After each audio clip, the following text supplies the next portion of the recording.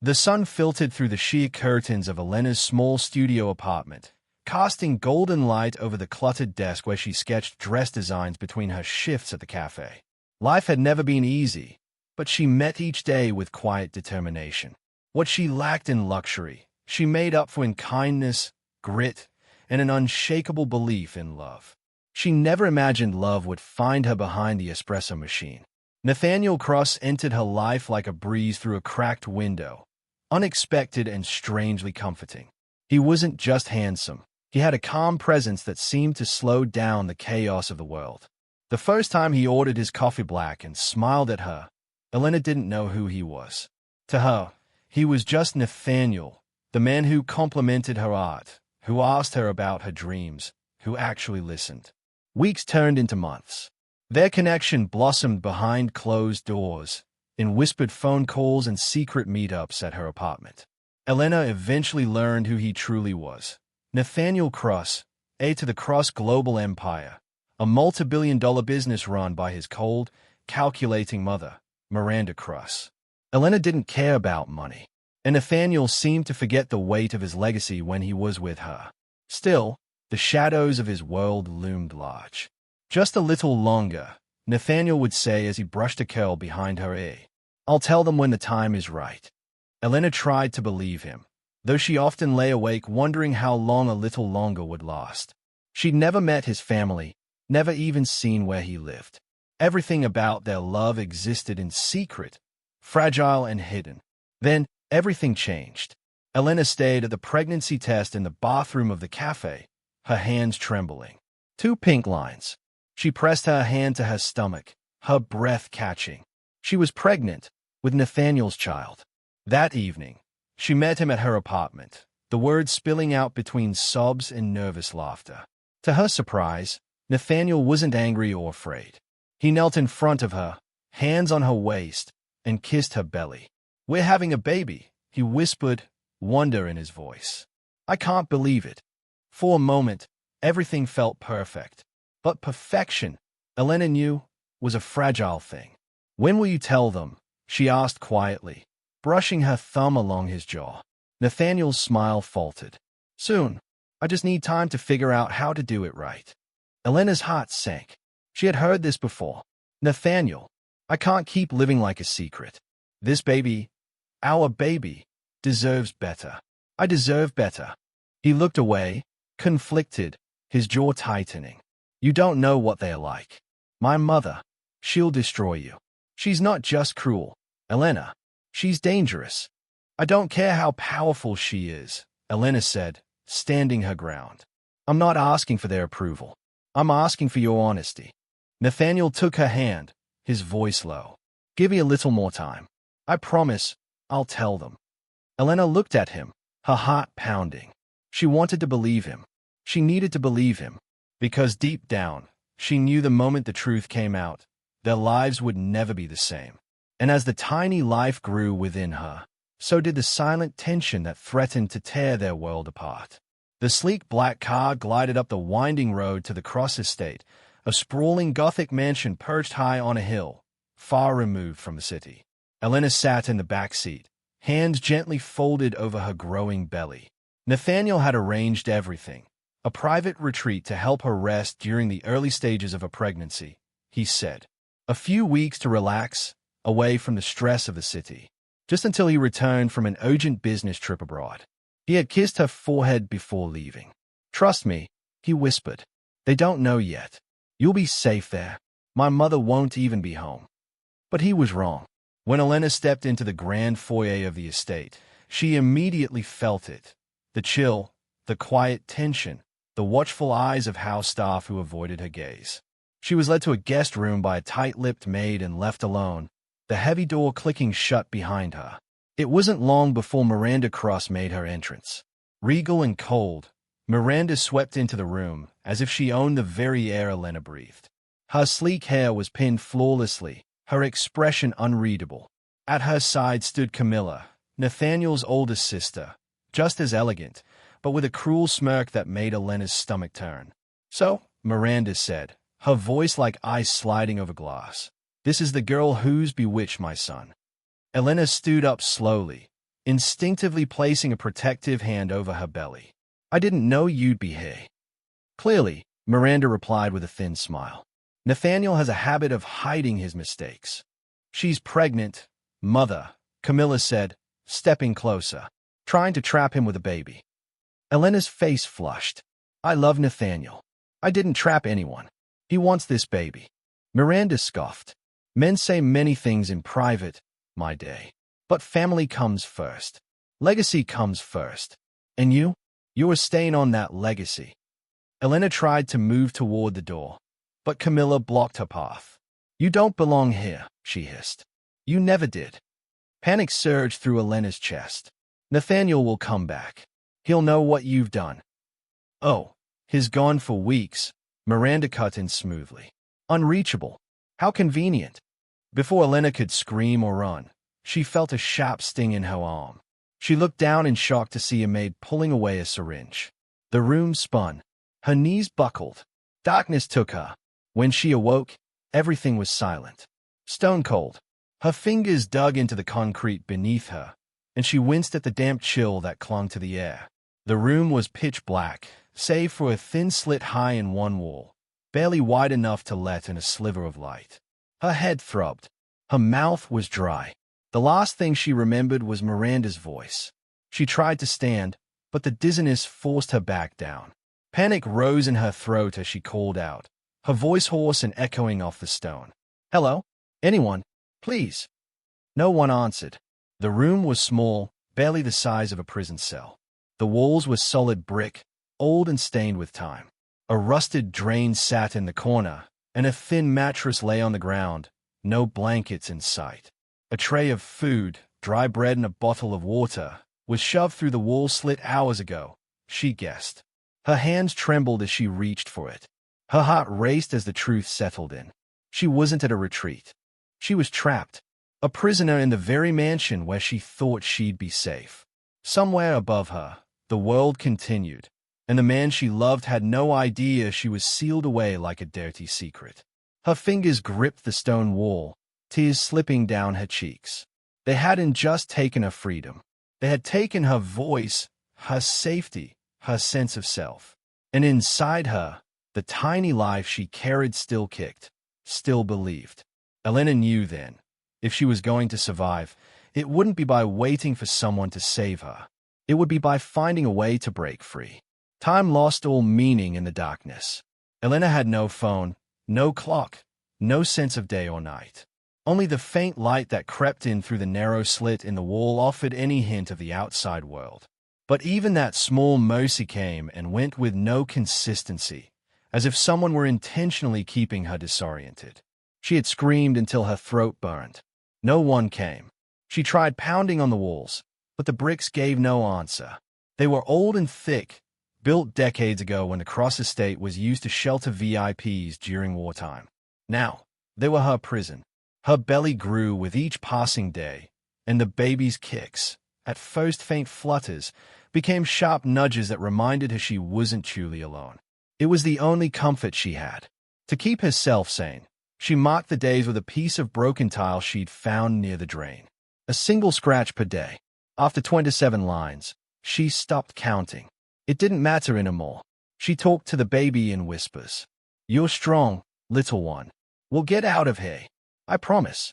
But even her voice sounded foreign now, dry, raspy, and hollow from the silence that had swallowed her whole. One day, though she didn't know if it was morning or night, the tray arrived with something different. 2 slices of bread instead of one. A folded paper napkin tucked awkwardly beneath the water bottle. Elena reached for it with trembling hands, her fingers numb from cold. She unfolded the napkin, heart hammering. Scrawled in faint pencil were the words, "Is looking for you. Stay strong." Tears spilled down her cheeks before she could stop them. Her first contact. Her first proof that she hadn't been forgotten. Nathaniel was looking for her. She clutched the napkin to her chest, then tucked it inside her shirt, close to her heart. After that day, the food tray often arrived with small kindnesses, a slice of fruit, an extra napkin, sometimes even a warm drink in a thermos. She knew who it was, the kind maid who never looked her in the eye when Elena had arrived. the one who seemed scared even then. Her name had to be Rosa. Every time Elena received something extra, she whispered thanks to the ceiling, to the shadows, to Rosa, her unseen angel. But hope is a fragile thing when surrounded by stone. One morning, or maybe it was night, the tray arrived with only water. No bread, no fruit, no napkin. Then the next time, nothing at all. The day after that, the tray slammed shut with a force that made her jump. Heavy boots echoed outside the walls. Angry voices barked orders. One word cut through the muffled chaos like a blade. Fired. Elena's stomach twisted. Rosa was gone. Her only connection to the outside world, her only hope, had been ripped away. She curled up on the thin mattress, arms wrapped around her stomach, and wept until she couldn't breathe. The silence that followed was louder than any scream she could have mustered. She pressed her forehead to the brick wall, whispering through cracked lips, "Please, please don't stop looking for me." Her baby kicked, as if an answer. It was a long night, or maybe a long week. But something had changed in Elena. She wasn't just a prisoner anymore. She was a mother, and she would endure anything to protect her child, even the dark. The jet touched down just after midnight. Nathaniel barely waited for the engines to power down before he was off the plane, phone in hand, heart pounding. The moment his overseas meeting ended, he tried to call Elena, but there was no answer. No messages. Just silence. Panic grew with every unanswered call. When he returned to his penthouse, he found it exactly as he left it, except emptier. Her sketches were gone from the desk. The tiny booties she had bought online were missing from a drawer. Her toothbrush wasn't in the holder. It was like she had vanished. Then came the blow. Camilla greeted him at the Cross estate the next morning, holding a mug of coffee like it was any ordinary day. She left.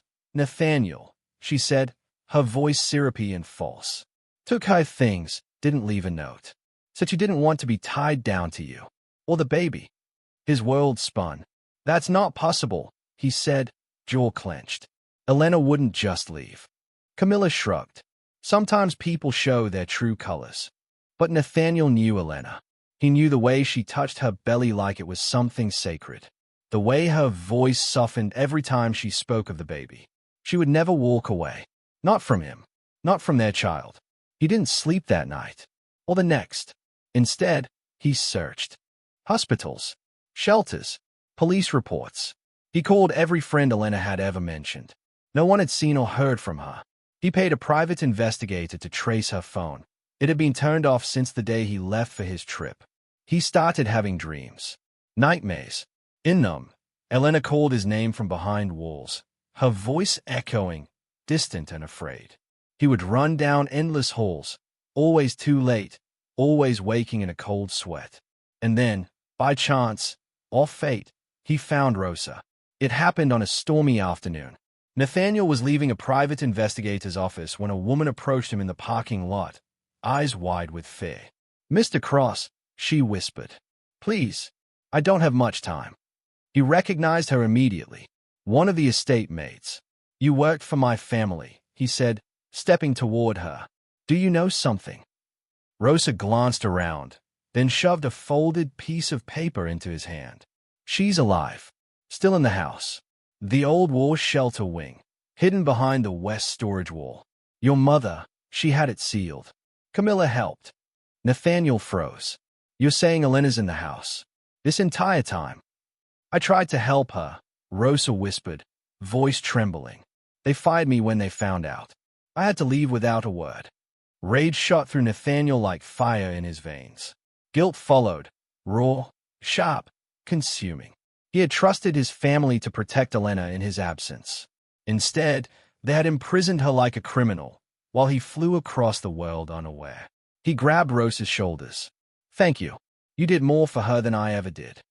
"I hope it's not too late," Rosa said before disappearing into the rain. Nathaniel didn't wait. He drove to the estate like a man possessed. His mind was a storm, flashing images of Elena locked in darkness, her belly swollen, crying out for him. He wouldn't waste another second. He wouldn't fail her again. Nathaniel burst through the mansion's front doors like a storm unchained. His eyes blazed with fury, his fists clenched at his sides. The grandeur of the Cross estate, with its marble floors and gold-framed portraits, had never felt more hollow, more sinister. Every polished surface seemed to mock him, a facade that hid something rotten. Miranda appeared at the top of the staircase, regal and composed as always. Her voice drifted down coolly. "Nathaniel, what is the meaning of this?" He looked up at her, barely able to contain the boiling rage inside him. "Where is she?" "Who?" she asked, feigning innocence, her lips curling into a practiced smile. "That girl who ran off." He marched up the stairs. "Don't lie to me." Camilla emerged from one of the side rooms, clearly startled. "Nathaniel, don't." His voice cracked the air like a whip. "You knew. You both knew. You locked her up like an animal. She's pregnant with my child." Miranda narrowed her eyes. "We did what needed to be done. That girl was a stain on our family. You are being manipulated." "No." Nathaniel roared. "She loved me, and I loved her. You think money makes you untouchable. You think sealing a pregnant woman behind a wall is justified." Miranda's expression hardened, but before she could speak, the front doors opened again. Rosa stepped in, soaked from the rain, holding a rolled blueprint wrapped in plastic. Nathaniel turned to her, grateful beyond words. "This," she said breathlessly, "is the original layout of the estate. The old shelter was bricked up in the West Wing storage. If they didn't move her, she's still there." He took the plans and ran. Down endless corridors, past stunned staff, through the kitchen, past locked doors, through a forgotten storage room reeking of mothballs and dust. And then he saw it. A patch of wall that didn't match the others, newer brick, slightly uneven. Fresh mortar. Nathaniel grabbed the nearest hammer, then a crowbar. "Elena," he shouted. "I'm here." The walls echoed with silence. With no hesitation, he swung the sledgehammer with everything he had. Bricks cracked. Dust exploded into the air. His arms shook, lungs burned, but he didn't stop. He couldn't. "Elena," he screamed again. "Hold on." More bricks gave way, revealing the faint glimmer of light from within. A hand, a sob, then a voice, weak and broken. "Nathaniel." He dropped the hammer. "I'm here, baby. I'm here." He pulled away the last bricks with raw hands until the opening was wide enough to crawl through. Inside, in the corner of the freezing room, sat Elena, pale, thin, trembling. Her arms were wrapped around her swollen belly. Tears streamed down her hollow cheeks. Nathaniel fell to his knees beside her. "I'm so sorry," he whispered, voice breaking. "I didn't know. I should have protected you." Elena tried to smile, but her body was too weak. She leaned into him, breathing shallowly. "I knew you'd come." He cradled her in his arms, holding her close as sirens wailed in the distance. Minutes later, paramedics arrived and rushed Elena to the hospital. She was severely dehydrated and malnourished, but alive, and so was the baby. Nathaniel never left her side, clutching her hand the entire ride. Back at the mansion, the police arrived with a warrant in hand. Miranda Cross, for the first time in her life, looked truly shaken as she was handcuffed and led out the door. She screamed about protecting her son, about family image and preserving legacy, but no one listened. She was charged with unlawful imprisonment, attempted manslaughter, and endangerment of an unborn child. Camilla was also arrested as an accomplice. The Cross estate, once a symbol of power, became the backdrop of national scandal. But Nathaniel didn't care. He only cared about the woman who had survived it all, and the child she carried. He had broken through the wall. Now, he would rebuild everything she lost, starting with her trust. The antiseptic scent of the hospital room was oddly comforting. Soft beeps from the monitors echoed in the background, a gentle reminder that life had returned to rhythm. Elena lay propped up in the bed, pale but glowing. Her arms cradled a tiny bundle wrapped in a pink blanket. The newborn slept soundly, her tiny fists curled near her cheeks. Grace. They named her Grace, not just for her delicate presence, but for the miracle she represented. Born 3 weeks early, small but strong, she had survived the darkness just like her mother.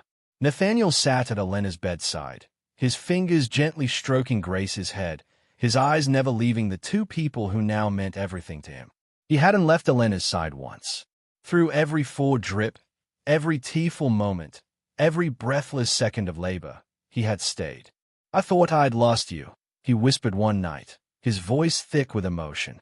"You didn't," Elena replied softly, resting her head against his shoulder. "You came back." Their bond, once delicate and full of unspoken fears, had been reforged in fire. And now, there was no more hiding, no more secrets.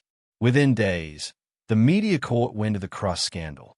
A's pregnant lover found sealed in family mansion. Miranda Cross faces attempted manslaughter charges. Baby born after mother's shocking imprisonment in Billionaire estate. The headlines spread like wildfire. Camera crews camped outside the hospital. Reporters hounded Nathaniel and Elena for statements. But Nathaniel had made his decision.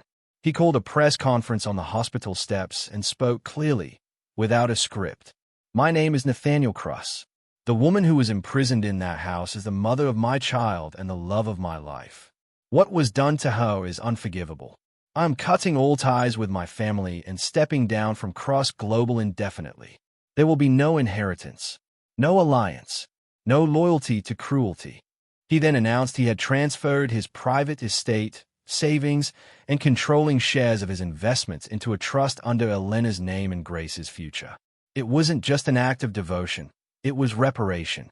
"I can't undo the past," he said, "but I will spend the rest of my life rebuilding what was taken from her." Miranda and Camilla's trial became a media circus. High-powered attorneys tried to spin the narrative, claiming mental illness, family protection, misunderstandings. But the facts were undeniable. The sealed room, the food trays, Rosa's testimony, the blueprint, the baby. Miranda was sentenced to 12 years in prison. Camilla received 8 years for aiding and abetting. Neither showed remorse. But Elena never returned to court. She didn't need to see them behind bars. She had something better: freedom.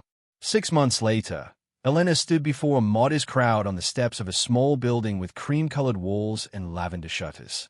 Behind her, a freshly painted sign read, "The Haven Foundation, for women who were silenced and refused to stay that way."